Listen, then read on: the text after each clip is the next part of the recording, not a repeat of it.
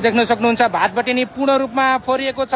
भाटबटेनीबाट यसरी सामानहरू निकालेर यहाँ ठ्याक्कै तपाईँको बङ्गलादेशको स्टाइल जसरी शेख हसिनाको दरबारमा छिरेका थिए त्यस्तै चाहिँ विभिन्न ठाउँका विभिन्न कुराहरूमा आक्रमण गरिरहेका छन्। आन्दोलन यो राजावादी आन्दोलनकारीहरू भन्दा फरक नपर्ला। उहाँहरू चाहिँ कोटेश्वरमा अश्रु ग्यास खाइसके पछाडि उहाँहरू आएर विभिन्न स्थानका विभिन्न कुराहरूमा एकदम आक्रामक रूपमा प्रस्तुत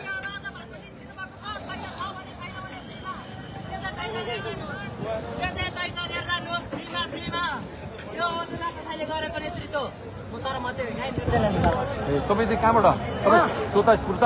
म खै बाबा मैले जन्माएँ, म यतै जन्मी होइन, म यतै छु।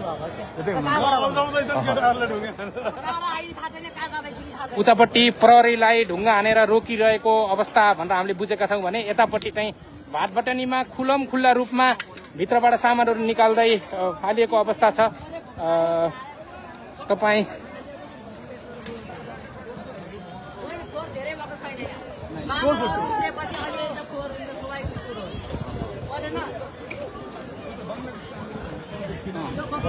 बङ्गलादेश त के थियो र बङ्गलादेशलाई खाने पाएको छैन, हाम्रो नेपाललाई जति खाने खाओ होला।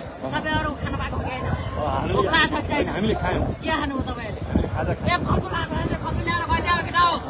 तपाईँहरूले खानुभएको छैन, तपाईँहरू साँच्ची नै भोकै हुनुहुन्छ। खाजा खानु पाएन, तपाईँले फलफुलको टेस्ट चाख्नु पाउनु भएको छैन। बेलुका गएर हामी त खाना खान्छौँ।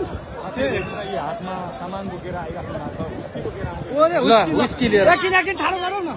ओ ल विस्की लिएर दर्शकले ओहो यो एकदमै डरलाग्दो अवस्था छ। यहाँ एकदमै डरलाग्दो अवस्था छ। तपाईँ देख्न सक्नुहुन्छ यहाँ पारी यहाँबाट लिउँदै पारी समेत फालिएको छ। तपाईँ सडकमा हेर्नुभयो भने यस्तो किसिमको अवस्था छ। ओ माई गुडनेस, ओहो यो देशमा के भइरहेछ यो त ल हेर्नुहोस्। ओ माई गड भाटबटेनी यहाँ यो चाहिँ निकै डरलाग्दो अवस्था छ। यो पक्कै पनि राम्रो अवस्था होइन। तपाईँ हेर्नुहोस्, ओ माई गड। तपाईँलाई म भाटबटेनीभित्र गएर देखाउँछु। भाटबटेनी भित्रको अवस्था कति डरलाग्दो छ भन्ने कुरा तपाईँलाई यहाँ म देखाउँछु। भाटबटेनीबाट सामानहरू निकालेर सामान ल हेर्नुहोस् यसरी लगिएको अवस्था छ। यी ल हेर्नुहोस् आइसक्रिम उठाइएको अवस्था छ। तपाईँ यहाँ देख्न सक्नुहुन्छ। ल हेर्नुहोस् यहाँ यसरी यहाँ धेरै मान्छेहरूले लगेको छ अवस्था छ। यहाँबाट जे चाहिन्छ भाटबटेनी भित्रबाट लगिएको अवस्था छ। यहाँ बाहिर पनि यस्तो बनाएको छ। यो निकै नै डरलाग्दो अवस्था छ। नेपालमा यो उतातिर घर जलिरहेको अवस्था छ, ढुङ्गा हानेर घर फुटाएको अवस्था छ, यता भाटबटेनी फुटाएको अवस्था छ। साँच्चै यसले देखाउँछ मानिसहरू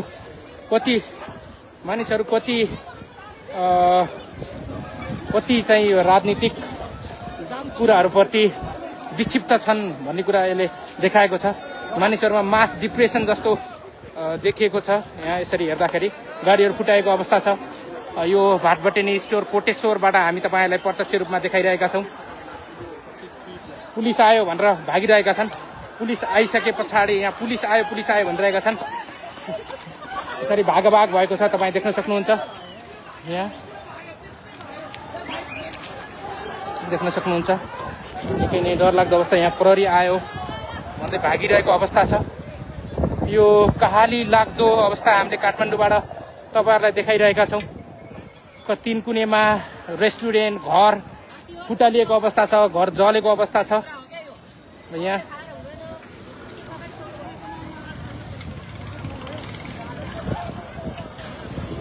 ओहो माई गड ल हाम्रै पुलिस हाम्रै प्रधानमन्त्री हाम्रै सबै हाम्रो देशका ओ माई गड ल दर्शकवृन्द यो निकै नै डरलाग्दो कुरा यहाँ देखेको छ। माई गड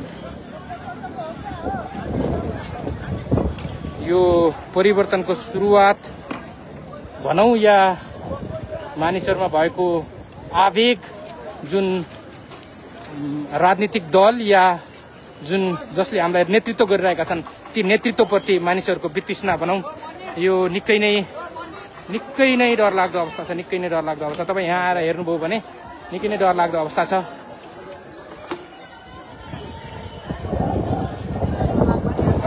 क्रिकेट खेले जस्तो गरेर खेलिरहेका छन् यहाँ। ओ माई गड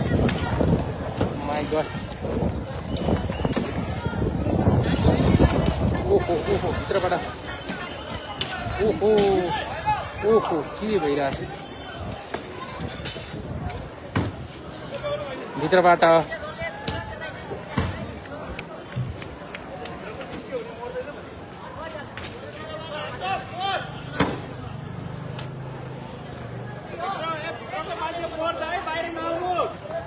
तपाईँ देख्न सक्नुहुन्छ हामीले यहाँ देखाइरहेका छौँ भित्रबाट यो सेक्युरिटीलाई पनि नआउनु भनेको अवस्था छ। ओहो निकै नै पीडादायक अवस्था हामीले तपाईँलाई यहाँ देखाइरहेका छौँ।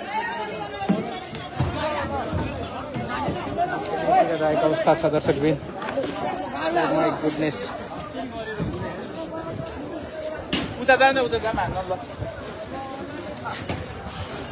तपाईँलाई म बाहिरबाट देखाउँछु।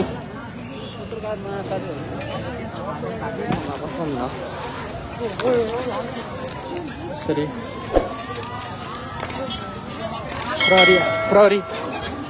प्रहरी आयो भन्दाखेरि भागिरहेका भाग्छन् भने अन्य समयमा चाहिँ नि यहाँ मानिसहरू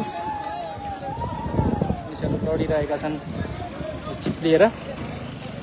ओहो के भइरहेछ देशमा यो अचम्म, निकै नै अचम्मको दृश्य। अब यो बङ्गलादेशको स्थिति जस्तै त भनौँ। अब हेर्नु त यो सडकमा हेर्नु त यो आइसक्रिमका फ्रिजहरू यताउता त पुरा यहाँ त हरिबिसोकै अवस्था छ क्या। ल हेर्नुहोस् ओहो क्या तनाव लाग्ने यार यस्तो दृश्य देख्दा यार।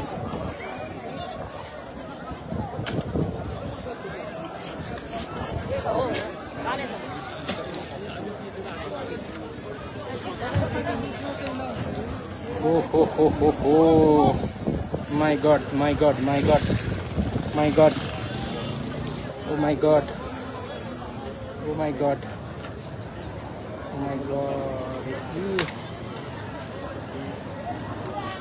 कसैले यदि युवाहरूको अथवा देशको अवस्थालाई चिन्न सकेन, जनताहरूले के चाहिरहेका छन् त्यो बुझ्न सकेन भने सायदै यो अवस्था आउने होला। मलाई त्यस्तो फिल भइरहेको छ यो दृश्य देख्दाखेरि।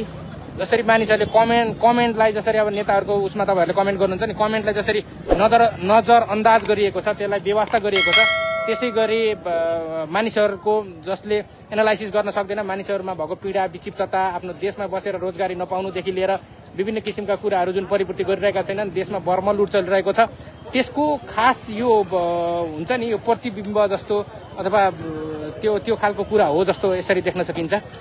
यो तपाईँलाई यो चाहिँ यदि वास्तविक देशको अवस्था नेताले बुझ्न सकेनन् र कार्यकर्ताहरूले भनेको अथवा आसेपासेहरूले होइन हजुर ठिक छ हजुर भनेको अवस्थामा मात्र बस्यो भने यो चाहिँ यस्तो स्थिति आउला जस्तो मैले फिल गरेको छु।